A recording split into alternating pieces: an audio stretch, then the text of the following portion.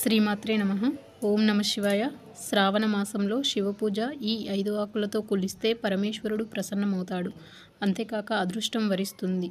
శ్రావణ మాసం పరమేశ్వరుడికి అత్యంత ప్రీతికరమైన నెల.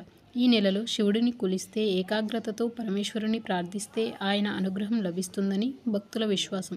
శ్రావణ సోమవారం రోజు ప్రత్యేక పూజలు, ఆరాధనలు, అభిషేకాలు, శివమంత్రాల పఠనంతో తమకు నచ్చిన విధంగా పూజిస్తే పరమేశ్వరుడు ప్రసన్నమవుతాడని, అదృష్టం వరిస్తుందని అంటారు. అయితే శివయ్యకు చేసే పూజలు కొన్ని రకాల వస్తువులను వాడితే మరింత పుణ్యం వస్తుందని పండితులు చెబుతున్నారు. దేవదేవుడికి ఇష్టమైన కొన్ని ఆకులను పూజలో భాగం చేయటం వల్ల ఆయన సంతోషిస్తాడని భక్తులు భావిస్తారు. శివుడిని బోలాశంకరుడు అని కూడా అంటారు. చిన్నపాటి పూజతో అయినా ఆయన సంతోషిస్తాడు. నియమ నిబంధనలకు లోబడి చేసే పూజాది కార్యక్రమాలతో ఆయన ప్రసన్నమవుతాడు. అందుకే శివుడిని బోలాశంకరుడుగా పిలుస్తారు. శివయ్యకు కొన్ని ఆకులు అంటే చాలా ప్రీతిపాత్రం. శివుడిని సంతోషపరిచే ఆకులను పూజలో భాగం చేయటం వల్ల ఆయన అనుగ్రహం లభిస్తుందని జ్యోతిష్కులు చెబుతున్నారు. శివుడికి అభిషేక సమయంలో ఈ ఆకులు సమర్పించాలి. పరమేశ్వరుడికి ఈ ఆకులు అంటే చాలా ప్రీతి. అవి బిల్వపత్రం అన్న పరమేశ్వరుడికి చాలా మక్కువే. అయితే బిల్వపత్రం దొరకని సమయంలో దానికి బదులు రావి ఆకులు కూడా సమర్పించవచ్చని పండితులు చెబుతున్నారు. పరమేశ్వరుడికి బిల్వపత్రం లేదా రావి ఆకులు సమర్పించి శక్తి మేర పూజిస్తే ఆయన సంతోషిస్తాడట. దీనివల్ల బాధలు, కష్టాలు, నష్టాలు తొలగిపోతాయని నమ్ముతారు. ఇక రెండవది, శివపురాణం ప్రకారం పరమేశ్వరుడికి జమ్మి ఆకులు అంటే చాలా ప్రీతి.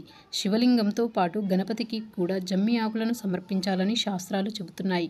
పూర్ణిమ విశ్వాసం ప్రకారం శివుడికి జమ్మి ఆకులను సమర్పించడం వల్ల సమస్యలు తొలగిపోతాయి, కష్టాలు దూరమవుతాయి, అశాంతి తొలగిపోయి ప్రశాంతత చేకూరుతుంది, నష్టాలు పోయి లాభాలు వస్తాయి. జమ్మి ఆకులను పరమేశ్వరుడికి సమర్పించడం వల్ల శని దోషం కూడా తగ్గుముఖం పడుతుందని జ్యోతిష్కులు చెబుతున్నారు.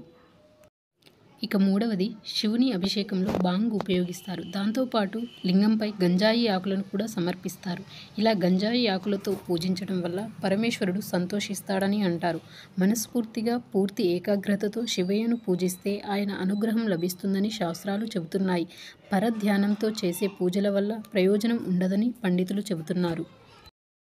ఇక నాలుగవది, దత్తూర కాయలు, దానికి ఉండే ఆకులు. దత్తూర కాయలు, దానికి ఉండే 2 ఆకులు సమర్పించడం వల్ల శివానుగ్రహం పొందవచ్చునట. శివుడికి సమర్పించడానికి దత్తూర కాయలు లభించని పరిస్థితిలో కనీసం దత్తూర ఆకులైనా సమర్పించాలని జ్యోతిష్కులు చెబుతున్నారు. దీనివల్ల శివయ్య ప్రసన్నం అవుతాడని చెబుతున్నారు. దత్తూర అంటే ఉమ్మెత్త చెట్టు. ఉమ్మెత్త అవి 2 రకాలు ఉంటాయి, తెల్ల ఉమ్మెత్త, నల్ల ఉమ్మెత్త. ఇందులో శివునికి నల్ల ఉమ్మెత్త చాలా ప్రీతికరమైనటువంటివి. ఇక ఐదవది, దుర్వ ఆకులు అంటే గరిక. దుర్వ అమృతం అనే పదం వినే ఉంటారు చాలామంది. హిందూ మత గ్రంథాల్లో దుర్వ గురించి ఎంతో ప్రత్యేకంగా చెప్పబడింది. శివయ్యకు దుర్వ ప్రీతి పాత్రమైంది. లింగంపై దుర్వ గడ్డిని సమర్పిస్తే ఆయన అనుగ్రహాన్ని పొందవచ్చు. పరమేశ్వరుడి పూజల్లో ప్రత్యేకంగా వినియోగించే దుర్వ గడ్డి ఆకులను సమర్పించడం మంచి చేస్తుంది, అష్టైశ్వర్యాలను తెచ్చిపెడుతుంది, మనశ్శాంతిని లభింపచేస్తుంది. ఈ విధంగా ఈ ఆకులతో శివయ్యను పూజిస్తే సకల ఐశ్వర్యాలు లభించి కష్టాలు, సమస్యలు అన్నీ తొలగిపోతాయి, మనశ్శాంతి లభిస్తుంది. ఈ వీడియో మీకు నచ్చినట్లయితే ప్లీజ్ లైక్ చేసి షేర్ చేయండి. అదేవిధంగా కామెంట్ చేయండి.